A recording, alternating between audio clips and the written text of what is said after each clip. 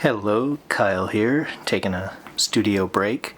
So, it's been a long time since I've done casting, and I don't have any experience with concrete or cement, so I thought I could learn by making stuff out of concrete or cement.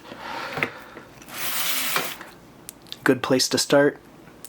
A plant pot.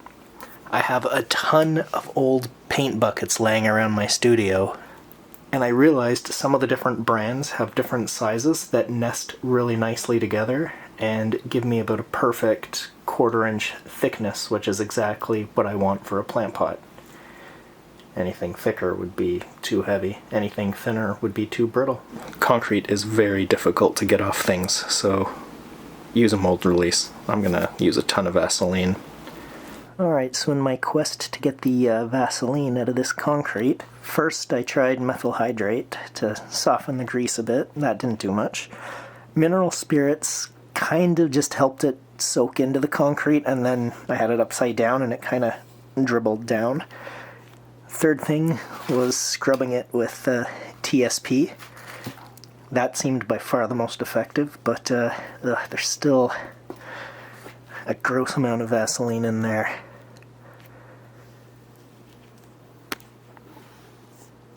I ended up taking it outside and putting the torch to it, and for about 30 seconds not all that much was happening, but once the concrete started to reach a high temperature, it started smoking pretty good.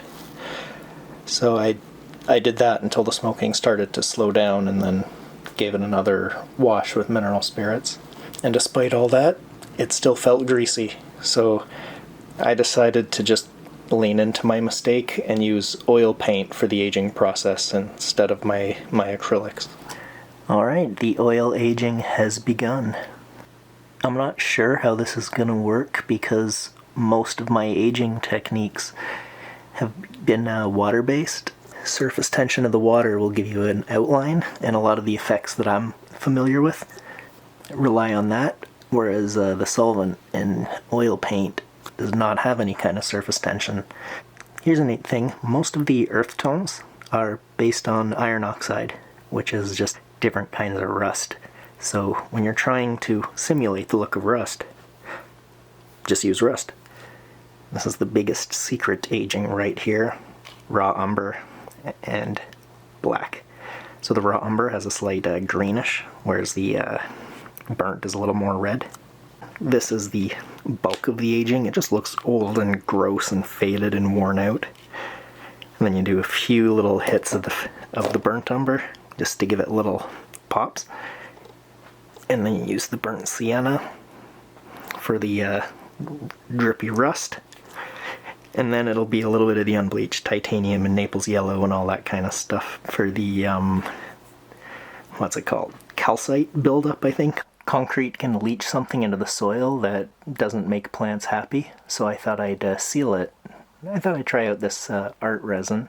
It's a water-based one. It's the easiest cleanup I found so far. I figured I'd seal the inside and try not to get too much on the outside. Of course, it became a drippy, fingerprint-covered mess. So I ended up just smearing a heavy layer over the entire outside, just kind of wiping it on with a rag.